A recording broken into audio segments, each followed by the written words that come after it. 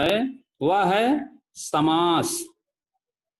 ठीक, तो सबसे पहले हम यह देखते हैं कि समास होता क्या है। समास शब्द जो है वह दो शब्दों के मिलने से बना है, सम और आस। जैसा कि आप पहले जानते हैं कि संधि में दो वर्णों का मेल होता है, समास में दो शब्दों का मेल होता है। संधि और समास में यह प्रमुख अंतर है कि संधि में दो वर्णों का मेल होता है और समास में दो शब्दों का मेल होता है।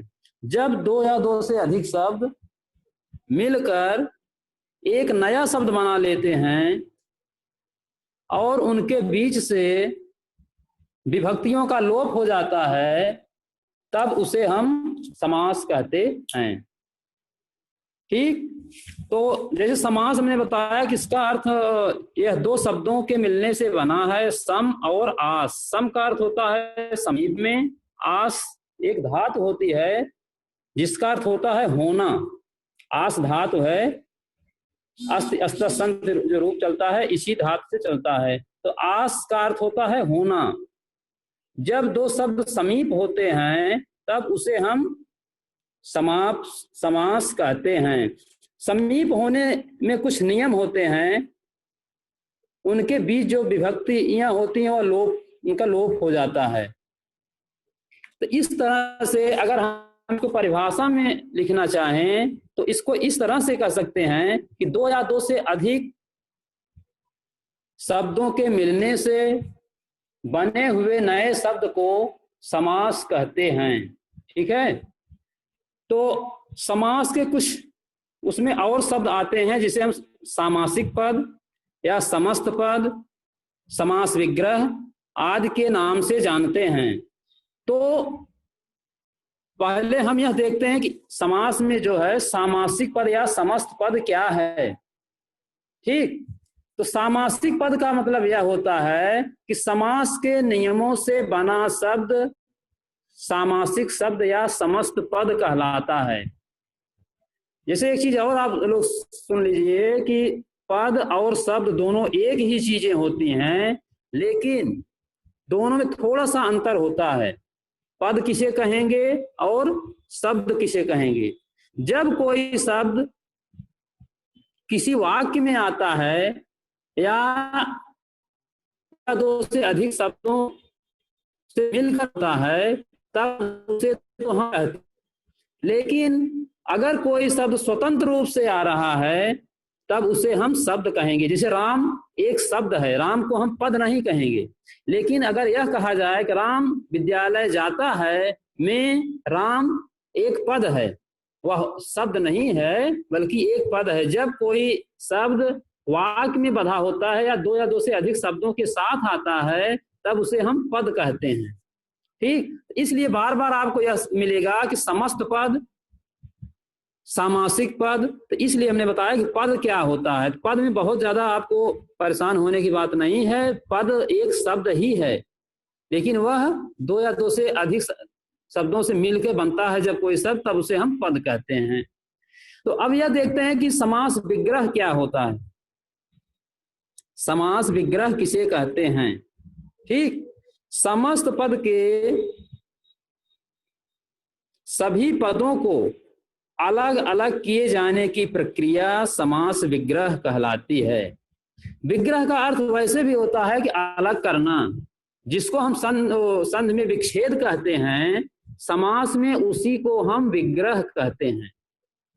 समास की प्रक्रिया में दो पदों को या दो शब्दों को अलग जब किया जाता है तब उसे हम विग्रह कहते हैं। अब हम यह देख लेते हैं इसी समय कि संधि और समास में अंतर क्या है। संधि और समास में अंतर क्या है, कभी कभी पूछा जाता है सीधा सीधा कि लिखो। आपस में नहीं करना है। अब देखिए संधि और समास में अंतर, तो पहला अंतर यही है कि संधि में जो है वर्णों का मेल होता है, समास में शब्दों का मेल होता है। दूसरा यह है संधि में वर्णों के योग से वर्ण परिवर्तन भी होता है, जबकि समास में ऐसा नहीं होता। जैसे मान लीजिए आप लोग संधि करते हैं, जैसे कोई व्यंजन संधि का उदाहरण है सदगत, तो वहां सत धन गति होता, माने अक्षरों का थोड़ा परिवर्तन हो जाता है, लेकिन समास में शब्दों का परिवर्तन नहीं होता है। समास में बहुत से पदों के बीच में कारक चिन्हों का अभाव होता है या उनका लोप हो जाता है। समास जो होता है उनके बीच से कारक चिन्हों का लोप हो जाता है। संधि को जो हम तोड़ते हैं तो उसको विच्छेद कहते हैं, और समास को जब तोड़ते हैं तब उसे हम विग्रह कहते हैं। तो यह कुछ प्रमुख इनमें अंतर है दोनों में, संधि और समास में। अब हम देखते हैं कि हमारे समास कितने हैं या समास के भेद कितने होते हैं। तो समास को मुख्य रूप से 6 भागों में बांटा गया है, या समास के 6 भेद होते हैं। यह भेद कौन कौन से हैं? अव्ययी भाव समास, तत्पुरुष समास, कर्मधारय समास, द्विगु समास, द्वंद्व समास और बहुव्रीहि समास। यही 6 समास होते हैं। हमारे जो समास के भेद हैं हमारे, वो यही 6 हैं। अब इसमें एक चीज और यह देखा जाता है कि जो समास है इसको हम और भी तरह से वर्गीकृत कर सकते हैं या बांट सकते हैं। जैसे इसमें प्रधानता किसकी होती है, प्रधानता के आधार पर हम समास को 4 भागों में बांट सकते हैं। प्रधानता के आधार पर समास को हम 4 भागों में बांट सकते हैं। समास के हमारे 6 भेद होते हैं, लेकिन अगर प्रधानता के आधार पर देखा जाए तो प्रधानता के आधार पर समास को हम 4 भागों में बांटते हैं। जैसे पहला हमारा है पूर्व पद प्रधान या पूर्व पद की प्रधानता। जिस समास में पूर्व पद की प्रधानता होगी या पहले पद की प्रधानता होगी, हमने बताया ना समास में 2 पद होते हैं, 2 या 2 से अधिक पद हो सकते हैं, लेकिन मुख्य रूप से 2 ही होते हैं। जैसे एक उदाहरण से समझ लीजिए कि चरण कमल अगर लिखा है तो यहाँ चरण पहला पद है, कमल दूसरा पद है। इसी को हम पूर्व पद और उत्तर पद कहते हैं। पहले वाले को पूर्व पद कहेंगे, दूसरे वाले को उत्तर पद कहेंगे। अब यहां देखते हैं उत्तर पद की प्रधानता, जिसमें बाद वाला पद प्रधान होता है उसे हम उत्तर पद की प्रधानता कहते हैं। पूर्व पद की प्रधानता जो है अव्ययी भाव समास में होती है। उत्तर पद की प्रधानता कर्मधारय समास, तत्पुरुष समास और द्विगु समास में होती है। 3 समास ऐसे हैं जिसमें उत्तर पद प्रधान होता है या बाद वाला पद प्रधान होता है। कर्मधारय समास, तत्पुरुष समास और द्विगु समास। ठीक। अब इसके बाद यह है कि कुछ समास ऐसे होते हैं जिसमें दोनों पद की प्रधानता होती है। दोनों पद की प्रधानता द्वंद्व समास में होती है। और इसके बाद कुछ समास ऐसे भी होते हैं कि जिसमें न तो पहला पद प्रधान होता है न दूसरा पद प्रधान होता है, बल्कि किसी अन्य पद की प्रधानता होती है, इसलिए इसको हम अन्य पद प्रधान समास कहते हैं, जिसमें बहुव्रीहि समास आता है।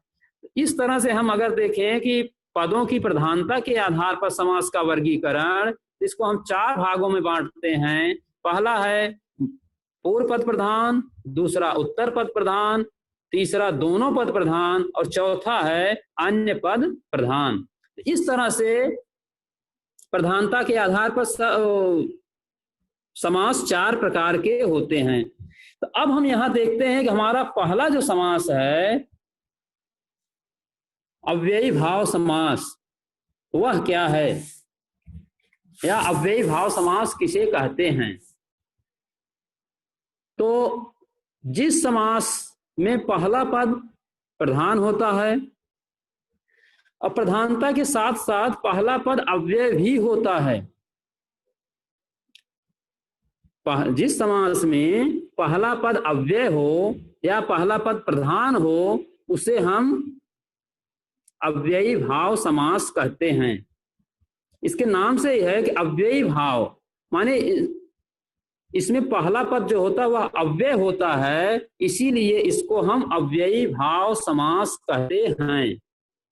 ठीक, तो इसमें एक चीज यह देखा जाता है कि सर अव्यय का मतलब समझाओगे?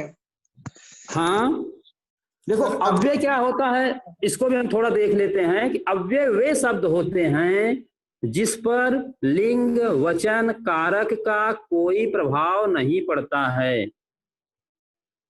ठीक, अव्यय वो शब्द होते हैं जिस पर लिंग वचन कारक आदि का कोई प्रभाव नहीं पड़ता है। जैसे एक शब्द हम लेते हैं यथा या प्रति, तो कहने का मतलब यह है कि प्रति शब्द जो होगा उस पर लिंग का वचन का कारक का कोई प्रभाव नहीं पड़ेगा। इसी को हम अविकारी भी कहते हैं। आपको जब हमने विकारी और अविकारी पढ़ाया था तो वहां बताया था कि विकारी शब्द वे होते हैं जिसमें विकार हो जाए, बिगाड़ हो जाए, परिवर्तन हो जाए, लेकिन अविकारी वो होते हैं जिसमें कोई विकार न आए, वो एक ही जैसे बने रहें, जिसका दूसरा नाम अव्यय है। ठीक, वो व्यय नहीं होते हैं, बदलते नहीं है, खर्च नहीं होते हैं, जैसे के हैं वैसे बने रहेंगे। ठीक है, तो इससे हम अव्यय कहते हैं। जैसे इसको हम अभी बता रहे हैं कि जैसे मान लीजिए राम जाता है, एक शब्द वाक्य है, इसमें राम शब्द जो है वह आपका अव्यय नहीं है, बल्कि वह विकारी शब्द है, उसमें परिवर्तन हो जाता है। जैसे मान लीजिए उस अगर हम कह दें कि राम जाता है, अब राम की जाता है जो है क्रिया कर्ता के अनुसार चलती है, अगर यहाँ पे हम लिंग चेंज कर दें तो क्रिया का रूप भी बदल जाएगा। राम जाता है, अब इसी की जगह हम कहते हैं सीता जाती है, तो अगर हम यहाँ लिंग बदल देते हैं राम का तो क्रिया भी बदल जाती है। तो इसका मतलब क्रिया जो होती है वह कर्ता का अनुसरण करती है, तो कर्ता जैसे होगा वैसे ही क्रिया होगी। जैसे मान लीजिए वह जाता है, एक दूसरा उदाहरण देखो, वह जाता है, अब यहाँ अगर वचन के आधार पर हम देख लें कि वह को हम बहुवचन में बना दें कि वे जाते हैं, वह का बहुवचन जब करेंगे तो वे हो जाएगा, तो वे वह जाता है और वे जाते हैं, दो अर्थ आ रहे हैं यहाँ पे। वे जाते हैं माने जब हम बहुवचन बना दिए क्रिया को तो कर्ता जो हमारा था वह अपने आप बहुवचन हो गया, जब कर्ता बहुवचन हो गया क्रिया भी बहुवचन हो गई। तो इसीलिए इसको कहा जाता है कि जब यह विकारी शब्द हैं और जो अविकारी होते हैं उसे हम अव्यय कहते हैं, उसमें कोई परिवर्तन नहीं होता। और वे शब्द हैं जैसे यथा, प्रति, भर, आ, इस तरह के जो शब्द हैं उसे हम अव्यय कहते हैं, वो अव्यय कहलाते हैं। तो अव्यय जो हमारे होते हैं वो किसी भी दशा में परिवर्तित नहीं होते, उनके मिलने से जो शब्द बनता है वह अव्ययी भाव समास कहलाता है। जैसे एक उदाहरण हम देखते हैं, प्रतिदिन। प्रतिदिन जो है, प्रति शब्द जो है या इसमें दो पद हैं, प्रति और दिन, दो पद हैं इसमें। तो पहला पद जो प्रति है वह अव्यय है, और जिस पद में पूर्व पद की प्रधानता हो या पूर्व पद अव्यय हो उसे अव्ययी भाव समास कहते हैं। इसलिए यह हमारा अव्ययी भाव समास हुआ। और इसका जब हम विग्रह करते हैं, विग्रह का मतलब है कि उसमें विभक्तियां लगा देते हैं, उसको तोड़ते हैं। जब दो शब्दों को तोड़ते हैं, जब किसी शब्द को विग्रह करते हैं तो उसमें विभक्तियां आ जाती है, जैसे यथाशक्ति, शक्ति के अनुसार, या यथा विधि, विधि के अनुसार, आजन्म, जन्म से लेकर या जन्म पर्यंत। तो इस तरह से जो होता है विग्रह, तो वह दो शब्दों में अलग हो जाता है विग्रह, उसी को हम अलग करना भी कहते हैं।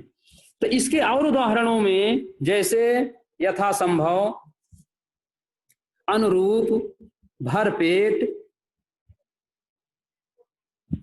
प्रतिदिन, आमरण, प्रतिक्षण, इस तरह के जो शब्द हैं वह अव्ययी भाव समास के अंतर्गत आते हैं। ठीक,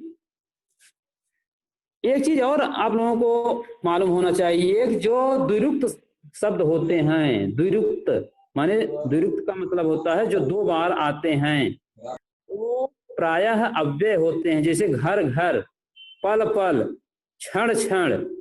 ठीक, तो इस तरह के जो शब्द होते हैं वो अव्यय होते हैं। अगर यह इस तरह के शब्द भी आ रहे हैं तो भी आप उसको अव्ययी भाव समास मानेंगे। ठीक, अब दूसरा समास हमारा तत्समास। जिस समास में उत्तर पद की प्रधानता होती है, जिस समास में उत्तर पद की प्रधानता होती है उसे तत्पुरुष समास कहते हैं। या जिस समास में दूसरा पद प्रधान होता है तथा विभक्तियों का लोप हो जाता है उसे तत्पुरुष समास कहते हैं। तत्पुरुष समास के 6 भेद होते हैं। पहला है कर्म तत्पुरुष, दूसरा करण तत्पुरुष, तीसरा संप्रदान तत्पुरुष, चौथा अपादान तत्पुरुष, पांचवा संबंध तत्पुरुष और छठा है अधिकरण तत्पुरुष। तो तत्पुरुष समास के यही 6 भेद होते हैं। अब इसमें से देखते हैं कि पहला हमारा जो है कर्म तत्पुरुष किसे कहते हैं। कर्म तत्पुरुष में कर्म कारक की जो विभक्ति होती है को, आपको विभक्तियां पढ़ाया गया, कर्ता ने, कर्म को, करण से, संप्रदान को या के लिए, अपादान से, अधिकरण में, पय पर। ठीक, तो इस तरह से जो है आपको विभक्तियां बताई, आप विभक्ति जानते हैं। तो कर्म कारक की जो विभक्ति होती है वह को होती है। तो जिस समास में बीच में को की विभक्ति आती है वहां पे द्वितीय तत्पुरुष उसे हम मानते हैं। जैसे उदाहरण देख लें कि यश प्राप्त, यश प्राप्त। अब इसका जब हम विग्रह करेंगे तो यश को प्राप्त, गगन चुंबी, गगन को चूमने वाला, चिड़ी मार, चिड़ियों को मारने वाला, ग्रामगत, गांव को गया हुआ। तो जहां पर को का आए, को शब्द आता है बीच में, विभक्तियों के बीच में, वहां पर दो शब्दों के बीच में अगर को का भाव आता है या को शब्द आता है तो उसे हम कर्म तत्पुरुष कहेंगे, क्योंकि कर्म कारक का जो चिन्ह होता है वह को होता है। तीसरा हमारा है करण तत्पुरुष। करण तत्पुरुष में से विभक्ति या के द्वारा विभक्ति लगती है। जैसे करुणापूर्ण, करुणा से पूर्ण, या सूर रचित, सूर के द्वारा रचित, पद दलित, पद से दलित, मन चाहा, मन से चाहा। तो इस तरह के जो शब्द हैं उसे हम करण तत्पुरुष कहते हैं या करण तत्पुरुष समास कहलाता है यह तत्पुरुष का ही भेद।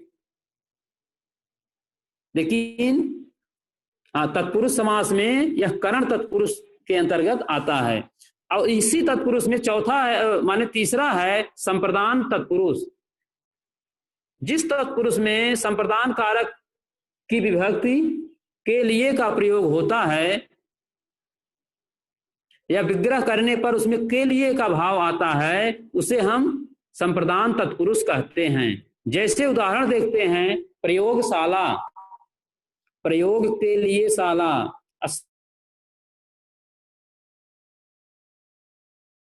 भक्ति, देश के लिए भक्ति, गुरु दक्षिणा, गुरु के लिए दक्षिणा, पशु बलि, पशु के लिए बलि, बलि के बलि पशु अगर कहा जाता है, बलि पशु, तो बलि के लिए पशु। तो इस तरह के जो शब्द हैं उसे हम संप्रदान तत्पुरुष के अंतर्गत रखते हैं। अगला हमारा है अपादान तत्पुरुष। अपादान तत्पुरुष में से विभक्ति लगती है, से विभक्ति लगती है जिसका अर्थ अलगाव से होता है। ठीक सर, से हाँ सर बलि पशु होगा, बलि के लिए पशु, पशु बलि के लिए सर क्या होगा? देखो, इसमें एक चीज यह होता है कि जैसे पहले बताया गया, उत्तर पद की प्रधानता होती है। जी सर। उत्तर पद का मतलब बाद वाले पद की ही प्रधानता होती है। तो यहाँ मेन जो है बल नहीं, मेन पशु है, प्रधानता जो है पशु की है। अगर पशु ना होता तो बल हम किसका करते? तो इसलिए बल पशु लिखा जाता है, पशु बल नहीं, बलि पशु, बल के लिए पशु। ठीक, अब आगे देखते हैं। अगला हमारा है संप्रदान तत्पुरुष। अपादान तत्पुरुष। अपादान तत्पुरुष में से विभक्ति लुप्त रहती है, और से विभक्ति जो होती है वह अलगाव के अर्थ में आती है, क्योंकि से तृतीय में भी आती है या करण कारक में आती है, और पंचमी में, और माने संप्रदान कारक में भी आती है। जो संप्रदान कारक में आती है वह अलगाव के अर्थ में आती है। जैसे कह दिया जाए धनहीन, धन से हीन। अब यहां से शब्द जो है किसी को अलग कर रहा है। धन से हीन मतलब कोई व्यक्ति है, उसके पास जो धन है वह नहीं है, बल्कि धन वहां से अलग हो रहा है। पथ भ्रष्ट, पथ से भ्रष्ट, जब हम विग्रह करेंगे तो पथ से भ्रष्ट। ऋण मुक्ति, ऋण से मुक्ति। गुणहीन, गुण से हीन। तो इस तरह के जो शब्द हैं उसको हम पंचमी तत्पुरुष या अपादान तत्पुरुष कहते हैं। ठीक, अब इसी में अगला हमारा है संबंध तत्पुरुष। संबंध कारक के कुछ चिन्ह होते हैं, का, के, की, नाने, नी, रा, रे, री। तो इस तरह के अगर विग्रह करने पर इस तरह के अगर शब्द आ रहे हैं बीच में, तो उसे हम संबंध तत्पुरुष कहेंगे। जैसे एक उदाहरण देखते हैं कि राजपुत्र, राजपुत्र में अगर इसका हम विग्रह करें तो राजा का पुत्र। अब यहां का विभक्ति आई है विग्रह करने पर, तो विग्रह करने पर यह पता चल जाता है कि यह समास कौन सा है और किस विभक्ति का है। तो षष्ठी विभक्ति का या संबंध तत्पुरुष का यह उदाहरण है राजपुत्र।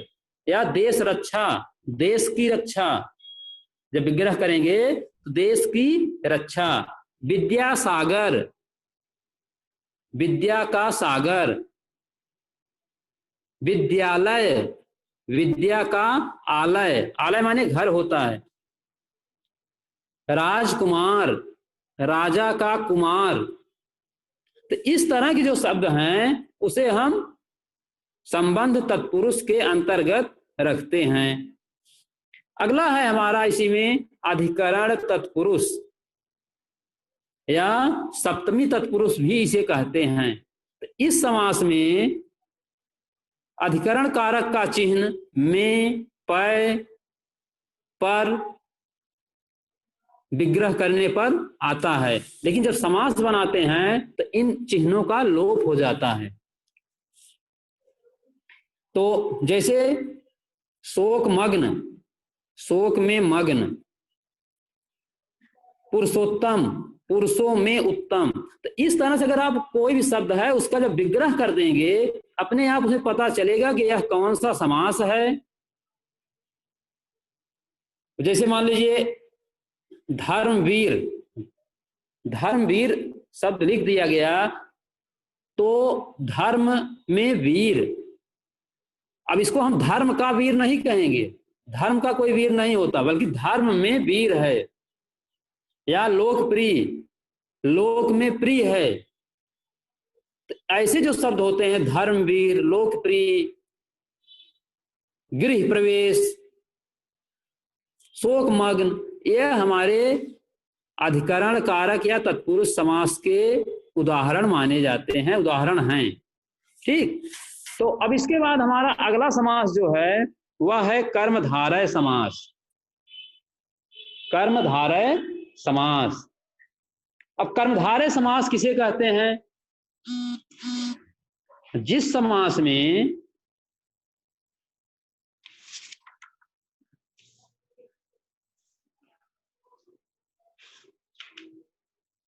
हेलो, आवाज मिल रही है आप लोगों को? ओके। जिस कर्मधारय समास, जिस समास में उत्तर पद प्रधान हो, जैसे कि प्रधानता के आधार पर आप देखें तो कर्मधारय समास में भी उत्तर पद की प्रधानता रहती है। जिस समास में उत्तर पद प्रधान हो, और भी कुछ कंडीशन है, या पूर्व पद एवं उत्तर पद में उपमान उपमेय अथवा विशेषण विशेष का संबंध हो, उसे हम कर्मधारय समास कहते हैं। अब उपमेय उपमान, उपमेय माने जिसकी उपमा दी जाती है, उपमान माने जिससे उपमा दी जाती है। विशेषण विशेष, विशेषण माने जो विशेषता बताता है, विशेष माने संज्ञा या कर्ता होता, जिसकी विशेषता बताई जाती है। तो अगर उपमेय उपमान विशेषण विशेष दोनों में एक ही कारक की विभक्ति आए तो कर्मधारय समास होता है। या सीधा सीधा इस तरह से समझे, जिस समास में या तो विशेषण विशेष हो या उपमेय उपमान हो, वहां पे हम कर्मधारय समास कहते हैं। जैसे नील कमल, एक उदाहरण देखिए, नील कमल। अब यहां कमल शब्द जो है, अब अगर यहां प्रधानता देखें तो कमल की प्रधान, नील शब्द है, एक पद नील है, दूसरा पद कमल है। पूर्व पद को हम नील कहते हैं, उत्तर पद को कमल कहते हैं। पहले वाले को पूर्व पद, दूसरे वाले को उत्तर पद। तो यहां कमल शब्द जो है वही मुख्य है, प्रधानता उसी की होती है। प्रधानता का मतलब है जो घर में प्रधान हो, घर में जिसकी चलती हो, गांव में जिसकी चलती हो उसी को प्रधान कहते हैं। गांव में जिसको ज्यादा से ज्यादा लोग पसंद करते हो वही तो प्रधान बनता है। तो उसी तरह से इस शब्द में भी जिसकी चल रही हो, जो मेन हो, उसे हम प्रधान कहते हैं। तो जैसे यहाँ कमल शब्द है, नील कमल, तो यहाँ दोनों में कमल मुख्य शब्द है, नील उसकी विशेषता बता रहा है। कमल कैसा है? नीला है। तब यहाँ पर विशेषण विशेष संबंध है। विशेषण विशेष संबंध का मतलब एक पहला विशेषण है, दूसरा विशेष्य है। तो ऐसे शब्द जो होते हैं वह कर्मधारय समास कहलाते हैं। अब इनका विग्रह हम कैसे करेंगे कि नीला है जो कमल, नील कमल, नीला है जो कमल। या अब इसी में और भी कुछ आते हैं, जैसे आप पीतांबर। अब पीतांबर शब्द आप देखेंगे तो यह अभी आगे जब बहुब्रीहि समास पढ़ेंगे तो वहां भी इसका उदाहरण मिलता है। लेकिन हम इसका विग्रह किस तरह से करते हैं इस पर निर्भर करता है कि यह कौन सा समास है। जैसे नीला पीतांबर है तो पीत है अंबर, पीत है अंबर, अगर इतना हम कह रहे हैं, या पीत है जो अंबर, तो वह विशेषण विशेष्य हो गया। अंबर मीन्स आकाश होता है, पीत मीन्स पीला। पीला है जो आकाश, तो यह विशेषण विशेष हो गया, इसलिए यहाँ पे कर्मधारय समास होगा। अगर इसी को भी देखें कि हम इसका विग्रह दूसरी तरह से करें कि पीला है अंबर जिसका, अर्थात अगर इस तरह से करेंगे तो वह बहुब्रीहि समास का उदाहरण होगा। आगे इसको हम बताएंगे भी बहुब्रीहि समास को। तो इस तरह से जैसे महापुरुष, महान है जो पुरुष, सज्जन, सत है जो जन, महाजन, महान है जो जन, खाद्यान्न, खाद्य है जो अन्न, खाने योग्य जो अन्न होता है वही खाद्यान्न है। तो इस तरह के जो शब्द होते हैं उसको हम कर्मधारय समास कहते हैं। इसमें विशेषण विशेष का या उपमेय उपमान का वर्णन होता है। अब जैसे एक मृग नयन, मृग नयन, अब यहां आपका उपमेय उपमान है मृग नयन, मृग के समान नयन। नयन की उपमा किससे दी जा रही है? मृग से। हिरण के आंख जैसी होती है वैसे ही आंख है, इसलिए यहां पर विशेषण विशेष का संबंध है। तो जहां पर विशेषण विशेष का संबंध हो या उपमेय उपमान का संबंध हो वहां पर कर्मधारय समास होता है। ठीक। चंद्रमुख, चंद्रमा के समान मुख। प्राण प्रिय, प्राण के समान प्रिय। तो ऐसे जो शब्द होते हैं, या कमल नयन, कमल के समान नयन, माने जब के समान कर देंगे तो वहां पर उपमेय उपमान हो जाएगा। तो ऐसे जो शब्द होते हैं वो कर्मधारय समास के उदाहरण माने जाते हैं।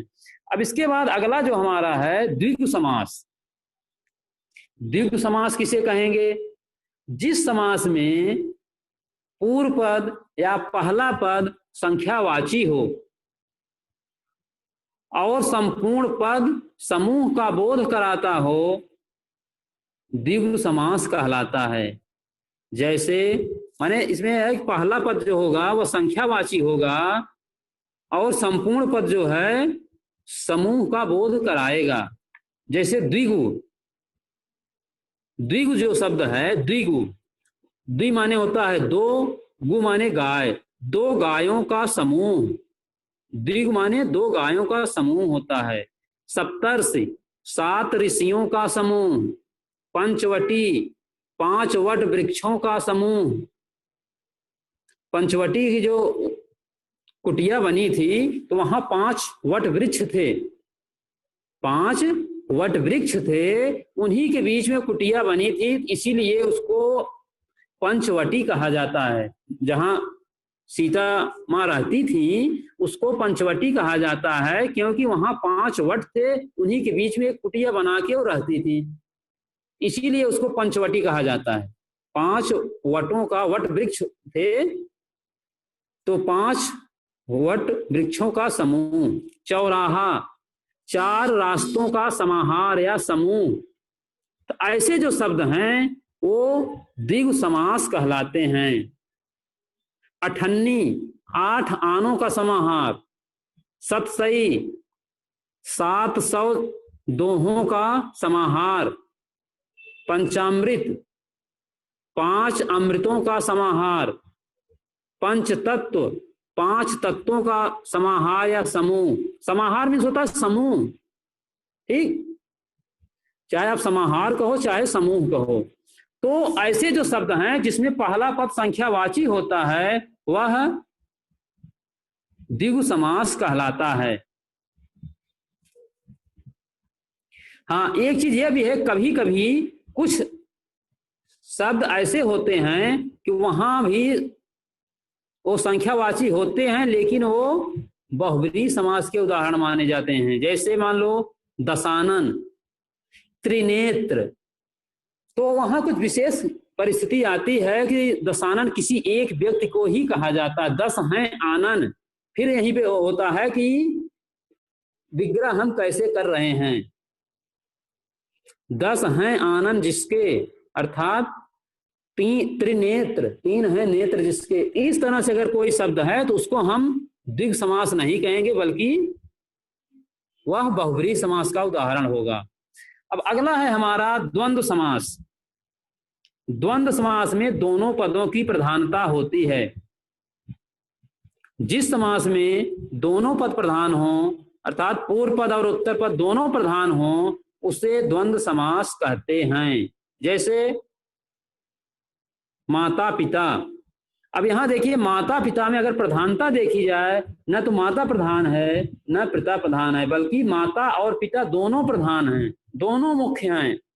पाप पुण्य, पाप और पुण्य दोनों मुख्य होते हैं, माने दोनों की प्रधानता है। अगर यह देखा जाए कि नहीं पुण्य की प्रधानता है पाप की नहीं, तो अगर पाप न होता तो पुण्य का कोई महत्व नहीं था। न एक बार ऐसे ही पाप और पुण्य में थोड़ा झगड़ा हो गया, तो पाप ने कहा कि हमारे ही कारण आपको सम्मान मिलता है, तो पुण्य को थोड़ा अपने पर ज्यादा रोब झाड़ने लगा। उसने कहा पाप ने कि न जन्म लेता अगर मैं धरा पर, धराए बनी मसान होती, न मंदिरों में मृदंग बजते, न मस्जिदों में नमाज होती। तो इस तरह से माने प्रधानता दोनों की रहती है, चाहे आप वहां पाप पुण्य, अगर पुण्य तभी पुण्य माना जाएगा जब पाप रहेगा। तो इसलिए जो ऐसे शब्द होते हैं जिसमें दोनों की प्रधानता होती है, उसे हम द्वंद्व समास कहते हैं। ठीक, जैसे भाई बहन, पिता पुत्र, राम लक्ष्मण।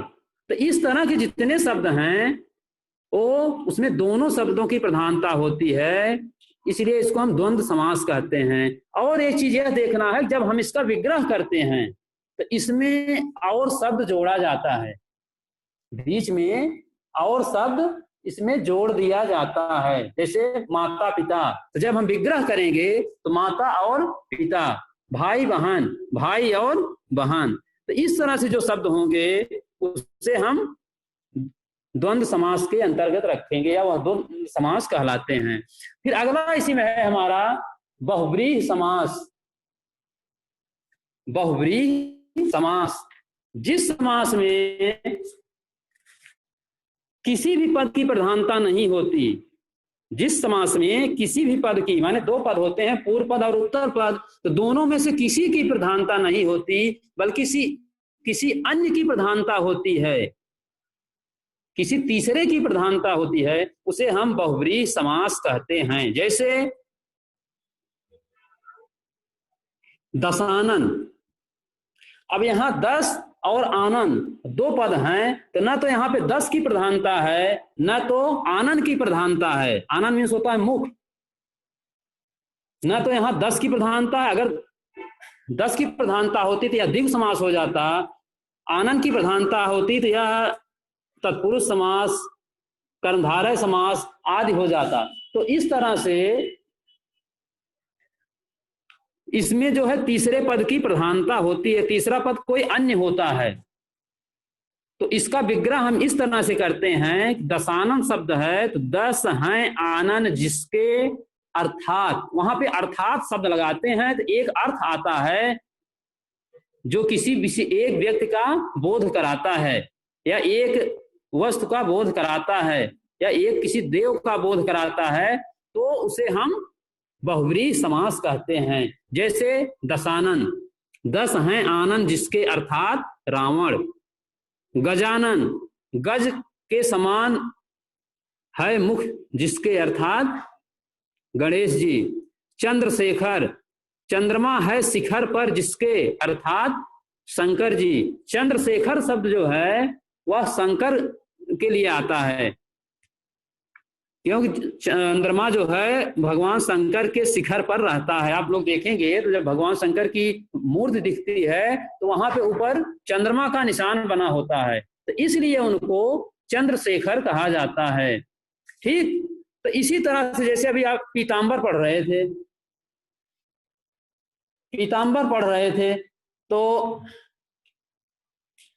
पीताम्बर में अब पीला है अंबर जिसका, अर्थात तो किसी एक व्यक्ति या एक देव का ही बोध होता है इसमें। जैसे पीताम्बर केवल विष्णु जी को ही कहा जाता है या भगवान श्री कृष्ण को कहा जाता है। तो ऐसे जो शब्द होते हैं पीताम्बर, दशानन, पंचानन, चतुर्भुज, चंद्रमौल, चंद्रशेखर, गजानन, तो ये जो शब्द हैं यह आपके बहुव्रीहि समास के उदाहरण माने जाते हैं। ठीक, तो इस तरह से अगर हम लोग थोड़ा विग्रह करेंगे तो समास को बहुत अच्छी तरह से समझ जाएंगे। अब अगर कोई समस्या है आपकी तो आप कुछ पूछ सकते हो।